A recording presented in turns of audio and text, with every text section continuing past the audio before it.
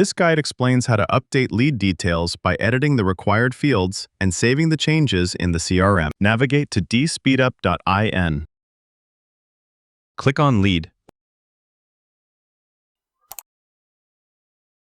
Select desired lead from grid. Overview tab contains lead status, company name, mobile number, email, Add Notes widget. In left panel, basic details of lead can be edited, like company name, job title, and social media links can be updated by clicking the pencil icon. Next tab, My Views. Shows lead information and original lead format. Click on Contact Details. Contact Details tab contains email, name, company, job title, mobile number, sales owner, and also shows basic information.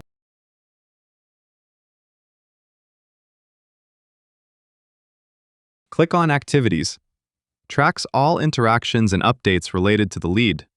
This includes Activity Timeline. Select Notes tab. Notes can be added to lead. Navigate to Tasks. Scheduled follow-up, phone call were listed, and further tasks can be added. Click on Meetings. Scheduled meeting is listed under the Meetings tab. Click on Chats. Interact with leads by sending messages from CRM. Click on Email.